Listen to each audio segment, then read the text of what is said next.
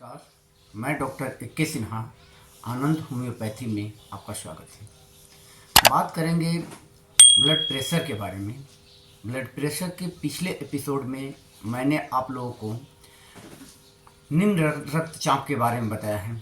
आज हम बताएंगे उच्च रक्तचाप यानी हाई ब्लड प्रेशर। सबसे पहले हाई ब्लड प्रेशर क्या है? तो जब रक्त का दबाव धमनी की दीवारों पर सामान्य से अधिक हो जाता है तो इस स्थिति को हम उच्च रक्तचाप कहते हैं।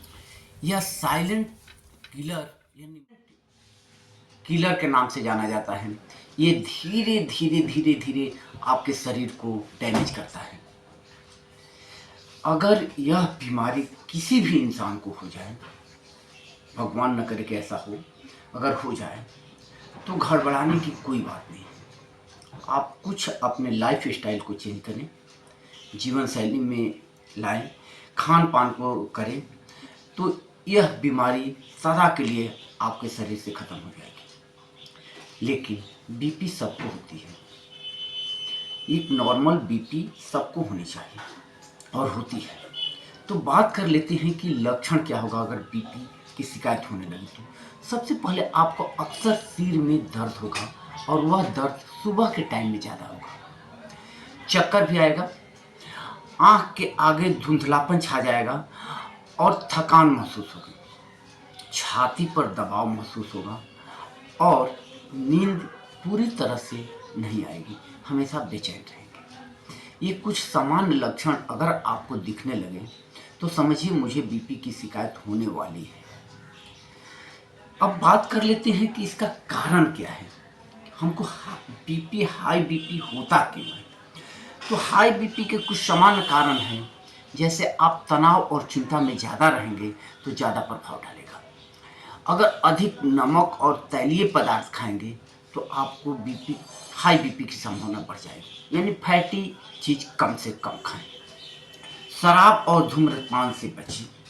शारीरिक श्रम करते रहें, एकदम सेडेटरी लाइफ को न जिए, क्योंकि सेडेटरी लाइफ जीने के बाद आपकी शारीरिक कार्य करने की क्षमता कम हो जाती है। वो भी बीपी के एक शिकायत होता है, एक कॉज होता है, एक कारण होता है। कुछ लोगों में वंशानुगत भी पाया जाता है, यानी इसको हेरिडिटरी डिजीज भी कहते हैं। यानी अगर पापा को है, मम्मी को है, दादा को है तो फिर हमें होने की संभावना है। ये कुछ कॉज है। अब हम बात कर लेते हैं कि अगर हमें है तो हम होम्योपैथ में कौन कौन से मेडिसिन लेंगे ताकि इससे हम कंट्रोल में रहें और कुछ दिनों के बाद सदा के लिए ठीक हो जाए। तो इसमें दो मदर टिंचर दवा है, रोल्फिया सरपेंटा और क्रेटेगस ऑक्सी। इस दोनों दवा को 10-10 बूंद आधा कप पानी में मिलाएं और सुबह शाम और दोपहर कुछ दिनों तक सेवन करें, आपकी बीपी ठीक हो जाएगी। इसके बाद दवा है बेलाडोना, जेल्सिमियम, ऑरमेट और नाइट्रमेट। अगर आपको ज़्यादा परेशानी है, चिड़चिड़ापन ज़्यादा हो रही है तो आप उसमें जेल्सिमियम ले लें। अगर कंपन हो तो जेल्सिमियम।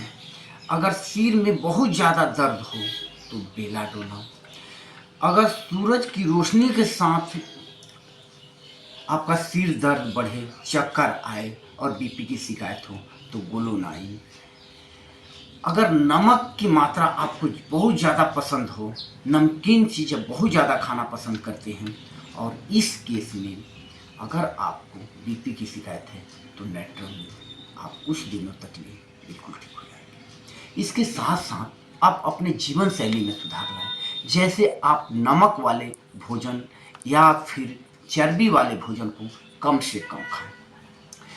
रोजाना कम से कम 30 मिनट टहलें, एक्सरसाइज करें, गहरी सांस लेने का अभ्यास करें, जो लंबा लंबा सांस लें और लंबा लंबा सांस छोड़ें। भरपूर मात्रा में पानी पिएं और नियमित रूप से अपनी बीपी की जांच करवाते रहें ताकि ये कंट्रोल में रहे। फिर भी अगर आपको मुझसे इलाज करवानी है तो मेरे दिए गए व्हाट्सएप नंबर पर आप संपर्क करें। धन्यवाद।